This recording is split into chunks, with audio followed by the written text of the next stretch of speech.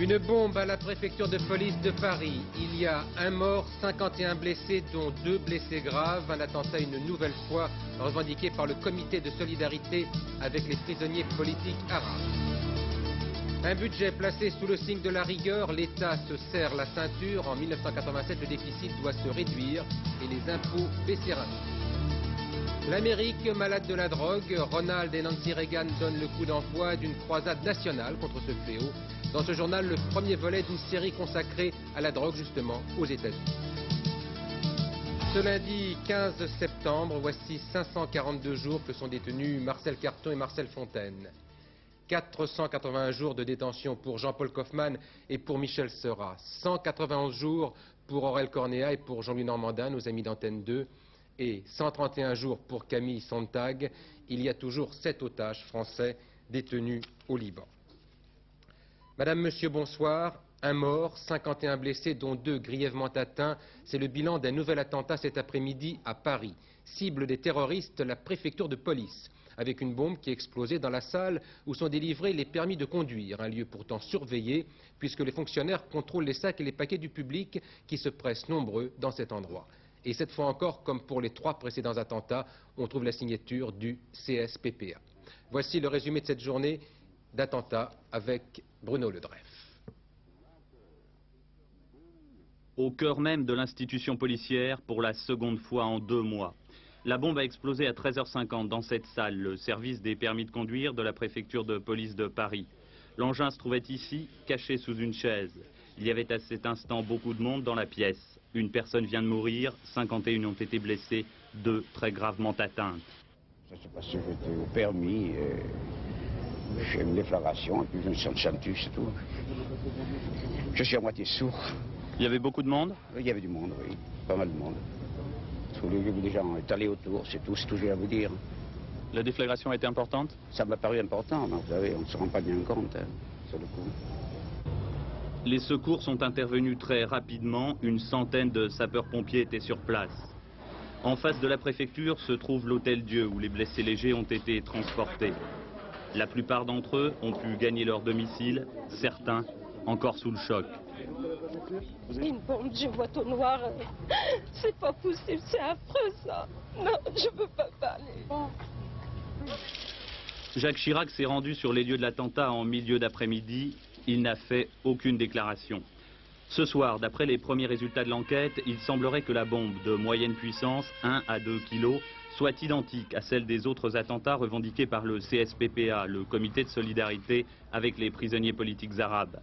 Les enquêteurs se demandent cependant toujours comment les terroristes ont pu poser la bombe dans une salle dont l'entrée est soigneusement gardée. En effet, depuis l'attentat contre la BRB, des policiers fouillent systématiquement sacs et paquets de toutes les personnes qui y pénètrent.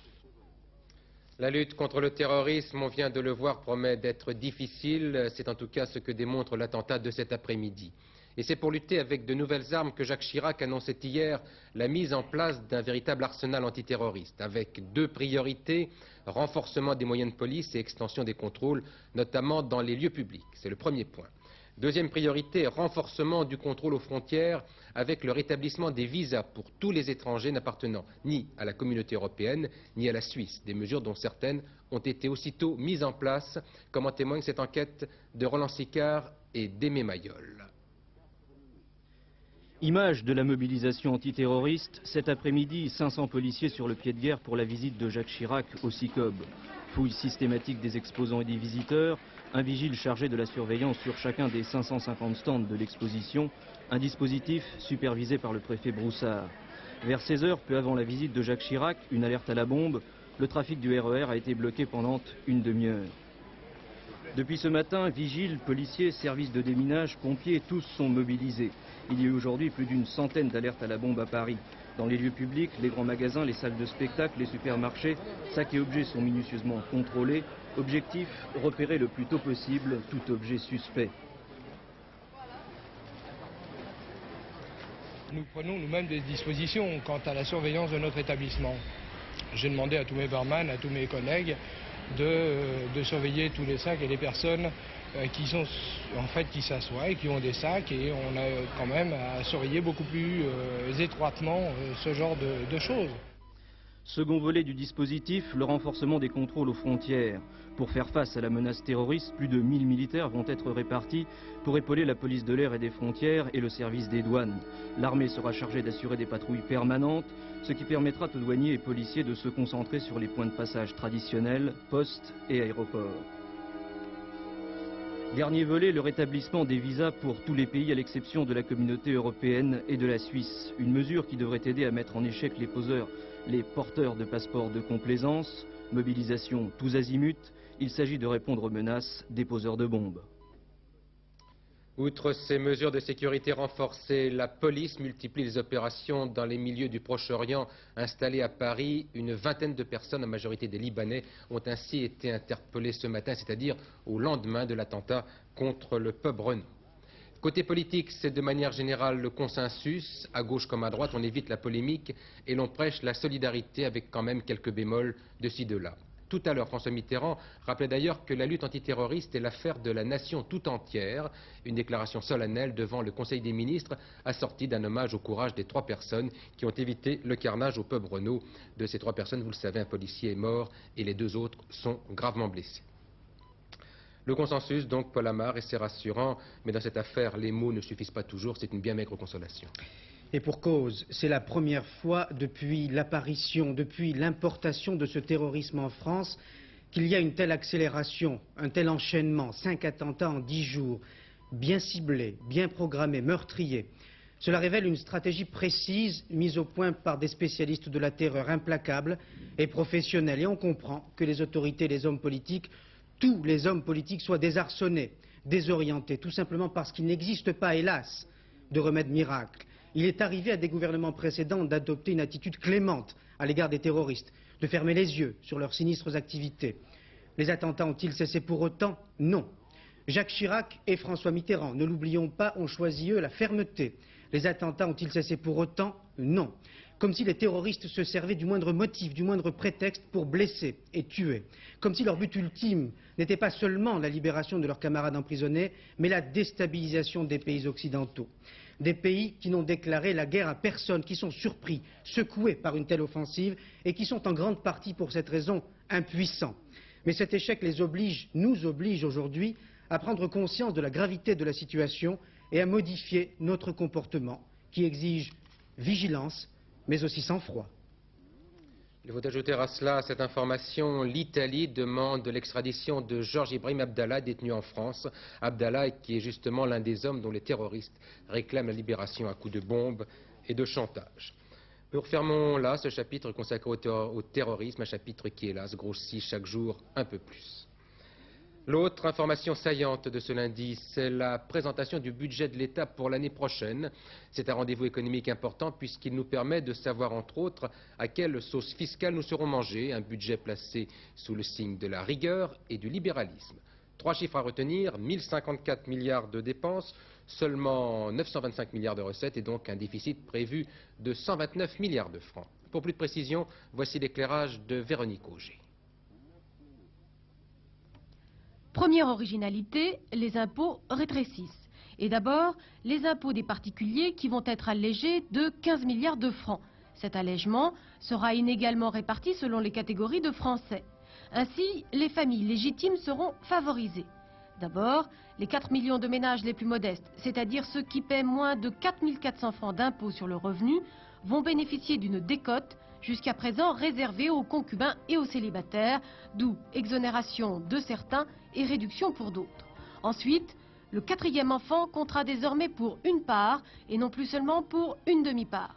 Enfin, le premier enfant d'un célibataire comptera toujours comme une part, soit une demi-part de plus que le premier enfant d'un couple marié, mais la réduction d'impôt qui découle de cette part sera désormais plafonnée à 3 000 francs. Autre catégorie sociale, les contribuables à revenus moyens, leur impôt doit diminuer de 3%. Enfin, pour les plus riches, l'impôt sur les grandes fortunes disparaît, cela concerne 95 000 personnes, et la plus forte tranche de l'impôt sur le revenu diminue de 65% à 58%. Les impôts des entreprises baissent également, moins 12 milliards. Principalement, premièrement, en réduisant le taux de l'impôt sur les sociétés de 50 à 45% des bénéfices. Deuxièmement, en allégeant la taxe professionnelle et la taxe sur les frais généraux. Troisièmement, en rétablissant l'abattement de 25% pour les donations partage. Deuxième originalité de ce budget, l'État réduit son train de vie. Ainsi, il y aura 25 000 suppressions d'emplois chez les fonctionnaires, non compensées par 7 000 créations de postes. D'autre part, les seuls budgets qui progressent sont ceux des ministères de la Défense, de la Sécurité, de la Justice, de la formation professionnelle et de l'emploi. Grands perdants, les budgets des ministères de l'Industrie et de la Recherche. Enfin, troisième originalité de ce budget 87, l'État réduit son déficit, 130 milliards de francs au lieu de 145 milliards l'an dernier.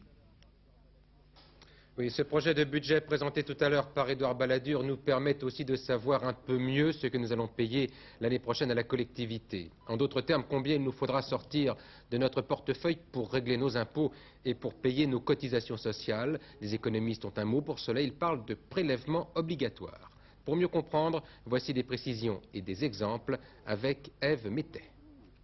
D'un côté, des impôts à la baisse, moins 3%.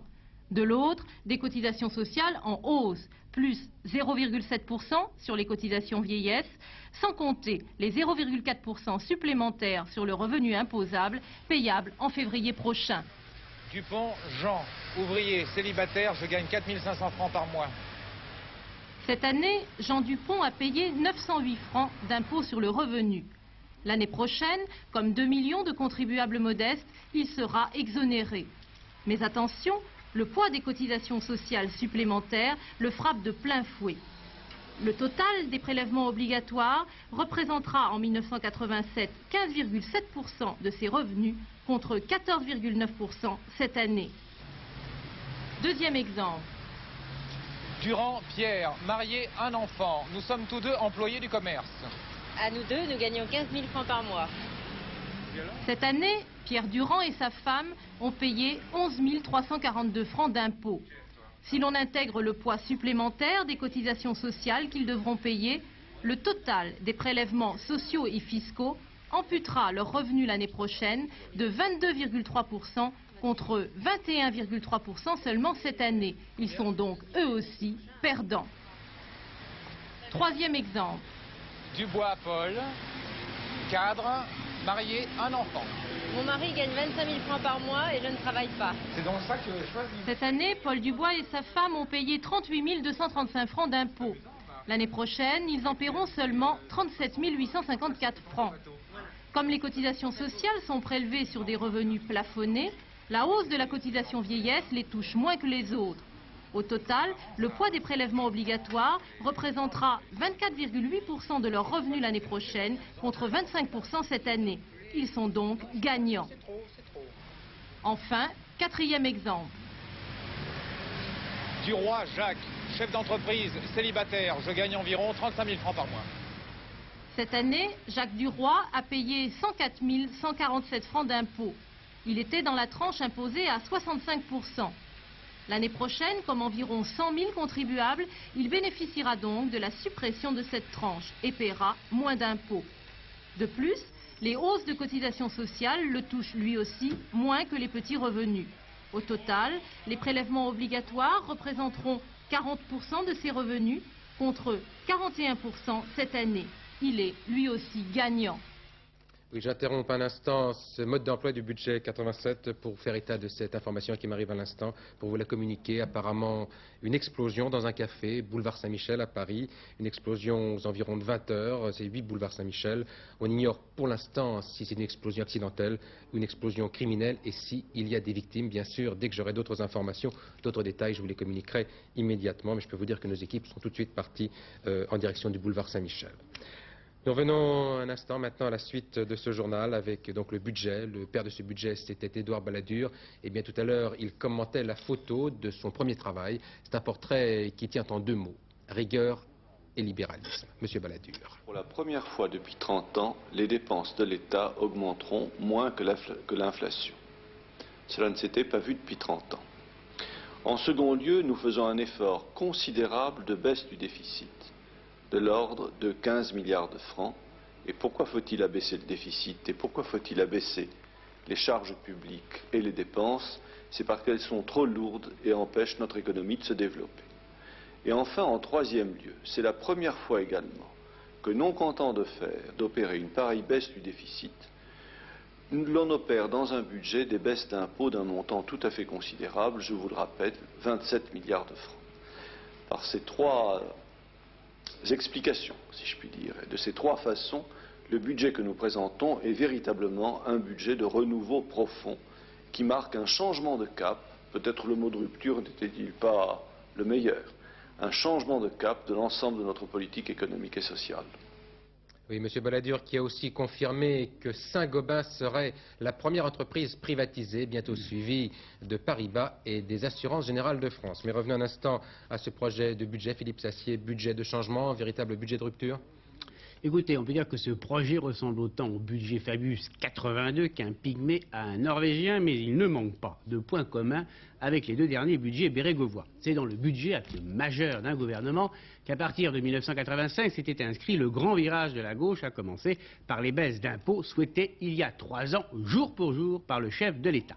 Les Français restent sceptiques. Il faut dire qu'en 1974, on leur assurait qu'il n'y aurait pas d'augmentation fiscale.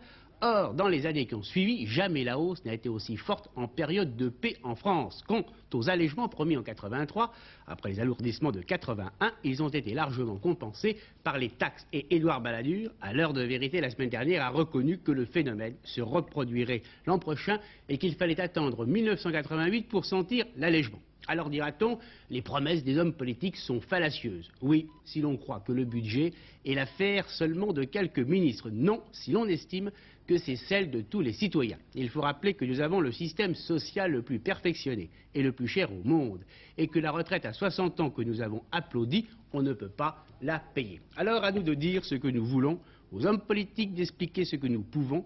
On ne peut pas demander un budget de fourmi en gardant notre mentalité de cigale. Oui, j'ajoute à cela un indice économique, ce sont les résultats du commerce extérieur pour les 8 premiers mois de cette année, un excédent de 0,7 milliard de francs, donc pour les 8 premiers mois de l'année 86.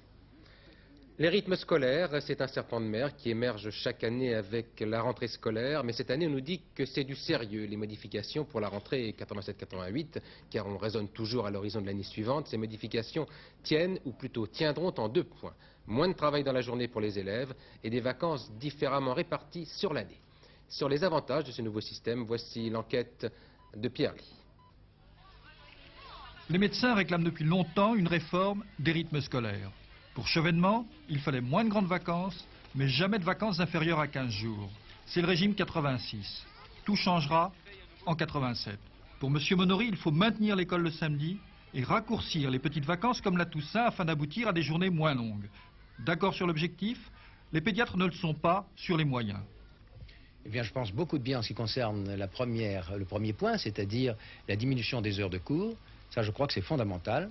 Il ne faut pas que les enfants aient plus de 4 heures de cours par jour, ce qui ne veut pas dire qu'il n'ait que 4 heures d'école par jour. Je pense que dans le cadre de l'école, on peut trouver d'autres disciplines librement choisies par les enfants et correctement enseignées.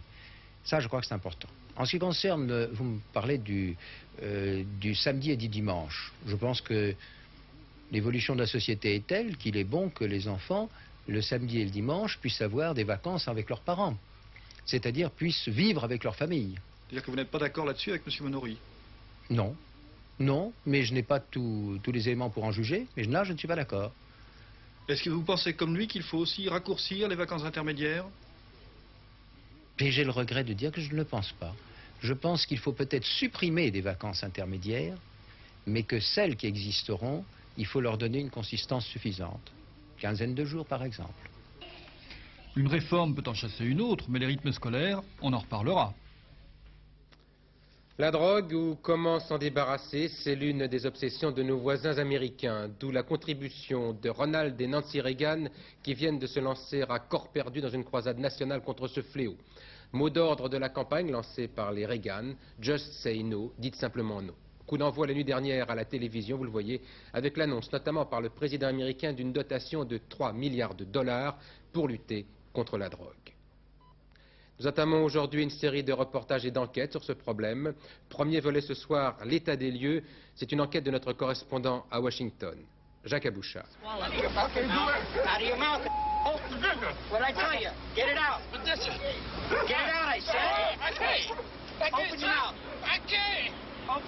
Cet homme est un dealer, un petit revendeur, pistolet sur la tempe. Il crache littéralement son capital.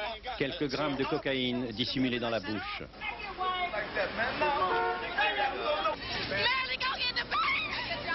Sur le thème « Dire non à la drogue », télévision et journaux multiplient les enquêtes. Le malheur, c'est que les Américains, de plus en plus nombreux, disent oui à toutes les variétés de drogue, au point d'en absorber à eux seuls 60% de la production mondiale. En tête du peloton, la marijuana, l'herbe, avec 18 millions de fumeurs. Les adeptes de l'héroïne, 500 000 personnes, sont les seuls dont le nombre reste stable. Au contraire, c'est l'explosion pour la cocaïne, inhalée par prise nasale. 25 millions de consommateurs, dont 5 réguliers. Enfin, dernier né dans la panoplie des stupéfiants, le crack, dérivé de la cocaïne fumé dans des pipes en verre. Le crack fait une percée foudroyante parmi les jeunes, d'autant plus redoutable qu'il est bon marché. Mexique, Colombie, Bolivie, Pérou, les grands pourvoyeurs des États-Unis pour la cocaïne et la marijuana sont les voisins du Sud. L'Asie se réserve le monopole de l'héroïne. Les saisies de cocaïne battent des records. 12 tonnes en 84, le double, 24 tonnes l'an dernier, 43 tonnes prévues cette année. Loin de s'en réjouir, les agents du Narcotic Bureau sont inquiets. Ils savent que les prises ne dépassent jamais 15% du total de la drogue lancée sur le marché. Un marché en pleine expansion. Les toxicomanes américains dépensent chaque jour 1,5 milliard de francs pour assouvir leurs besoins en stupéfiants. Pour l'opinion, la drogue est devenue le fléau numéro 1, détrônant la peur de la criminalité ou la crainte de la guerre nucléaire. 60% des lycéens admettent s'être drogués au moins une fois. La vraie surprise, pour moi, déclare ce responsable de la lutte antidrogue, c'est que 40% ne l'aient pas fait. Pour une majorité d'Américains, la prolifération de la drogue risque d'entraîner l'écroulement pur et simple des valeurs morales du pays. Demain, la suite de cette enquête, Jacques Aboucher a suivi pour nous un commando de policiers spécialisés dans la lutte contre les stupéfiants à Washington. Des scènes de panique en Grèce, dans la région de Kalamata, frappée aujourd'hui par un deuxième tremblement de terre en 48 heures. Une secousse assez forte qui a fini de détruire la petite ville du Péloponnèse. Philippe Gassot. Les décombres n'ont pas encore été déblayés, qu'à nouveau la terre a tremblé à Kalamata. La plus forte secousse a atteint près de 6 sur l'échelle de Richter, graduée de 1 à 9. Il était un peu plus d'1 heure de l'après-midi. Des immeubles endommagés hier par la première secousse se sont écroulés, ainsi que plusieurs pylônes électriques. Les malades et les blessés, la plupart en état de choc, ont été évacués de l'hôpital par précaution, tandis que les autorités lancent des appels au calme. La population, qui sauve ce qui peut l'être, n'ose plus retourner dans les maisons et nombreux sont les habitants qui réclament des tentes pour passer la nuit. Tous ceux qui ont pu quitter la ville en voiture sont partis. Le maître d'hôtel d'Yves Mourouzi, découvert assassiné au domicile de notre confrère à Paris. Pour les enquêteurs, c'est probablement la conséquence d'une rixe, mais les conditions de sa mort restent pour le moment inexpliquées. Yves Mourouzi était absent de Paris avec sa famille. La révolution chez Citroën a pour nom AX, c'est la dernière née de la marque au chevron, une petite voiture dont on dit qu'elle va remplacer un jour l'immortel 2 chevaux. Gérard Leclerc la découvre pour nous en avant-première. Des yeux en amande, bien chaussés, bien carrossés, profil avantageux, CX031.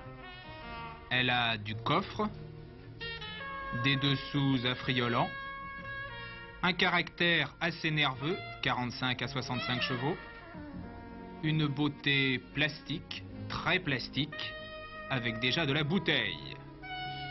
L'AX sort du bois, c'est la petite sœur des CX et BX, et la petite fille de la 2 chevaux, qui à près de 40 ans n'en continue pas moins sa route.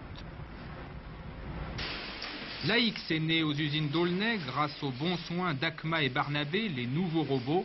Au total, un investissement de 5,5 milliards de francs avec la formation de 540 ouvriers. Son papa, Jacques Calvet, nourrit pour elle des ambitions raisonnables. D'une part, en termes chiffrés, une part de marché dès que nous serons à un niveau de production convenable, en vitesse de croisière si vous préférez, de 6 à 7% du marché français et de 2% du marché européen. Ce sont des objectifs ambitieux, mais en même temps prudents, qu'à mon avis, nous dépasserons plutôt que nous n'arrivons pas à les atteindre. Et deuxièmement, nous attendons de l'AX de montrer le renouveau complet de Citroën. Dans sa catégorie, l'AX revendique les meilleures performances en vitesse, habitabilité et consommation. Son prix est dans la moyenne de 43 à 65 000 francs. Des arguments nécessaires pour se faire une place entre les Ford, Fiat et surtout 205 et Super 5. Il y a un instant, sur la foi d'une dépêche de l'AFP, je vous annonçais une explosion dans un café du boulevard Saint-Michel. Nous avons fait notre travail de journaliste, nous avons enquêté, nous sommes allés voir ce qui se passait. Nous avons eu des témoignages au téléphone, 4 habitants, le gérant du café. Apparemment, il n'y a pas eu d'explosion. En revanche, il y a bien une alerte à la bombe. Mais pour ce que l'on sait maintenant, pour ce que l'on sait à 20h26, il n'y a pas eu d'incident véritable, il n'y a pas eu d'explosion, donc démenti sur cette affaire de l'explosion du boulevard Saint-Michel. Le CICOB 1986, c'est parti depuis tout à l'heure, un salon tout entier consacré aux idées en NIC, informatique, bureautique, robotique, etc. Tout ce que vous avez toujours voulu savoir sur le bureau de l'an 2000, tout de suite avec Jacques Violet. Si la vue d'un clavier vous donne des boutons, voici un ordinateur capable de déchiffrer l'écriture manuscrite, le Personal Writer. Il lira, saisira les textes directement écrits à la main. Il les transformera en texte dactylographié qu'il imprimera sans que vous ayez tapé sur un clavier. Cette petite merveille possède en plus un dictionnaire intégré qui corrigera les fautes d'orthographe. Autre innovation, un Minitel surdoué avec son téléphone. On peut le transformer en micro-ordinateur. Avec des cartouches, il vous permet de stocker et d'envoyer des messages à des correspondants. Il compose seul les quelques 500 numéros de téléphone qu'il est capable de conserver en mémoire. Le téléphone est devenu complètement libre. Après le modèle voiture du système Radiocom 2000, un nouveau téléphone portable, sans fil. Véritable téléphone de campagne, partout où vous vous trouvez, sur un chantier, en pleine nature, vous pouvez joindre un correspondant à l'autre bout du monde ou être appelé par votre entreprise. Mais cette nouveauté coûte cher, 30 000 francs le poste. En revanche, en informatique, on casse les prix.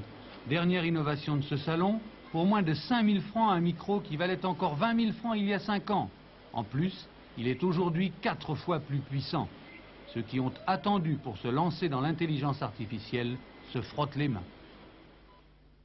Bien, je vous confirme, définitivement, il n'y a pas eu d'explosion boulevard Saint-Michel, mais une simple alerte à la bombe. La preuve, en tout cas, de l'inquiétude des Parisiens, puisque très rapidement, ces dépêches nous apprenaient donc qu'il y avait une explosion. Apparemment, rien ce soir, et c'est bien comme ça. La météo, maintenant, avec Laurent Boussier et du bien vilain temps. Absolument, avec surtout un début d'automne bien précoce cette année. Il y a beaucoup de nuages depuis plusieurs jours.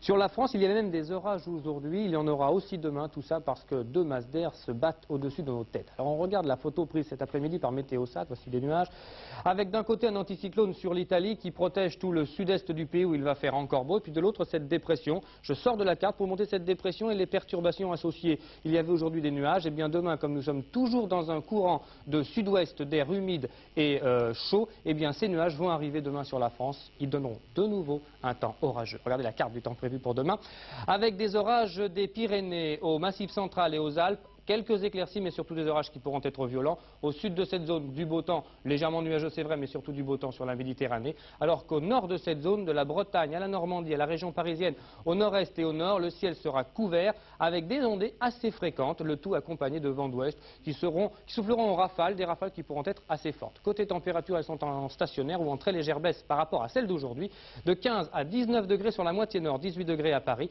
et de 20 degrés à Tours jusqu'à quand même 28 et même 29 degrés sur la moitié sud, 29 degrés à Biarritz, qui depuis plusieurs jours est la ville la plus douce de France. On termine avec notre agenda, comme tous les jours. Demain sera le mardi 16 septembre. Le soleil se lèvera à 7h29, se couchera à 20h01. 3 minutes de soleil en moins. Ce sera la Sainte-Édith. Nous fêterons les élites.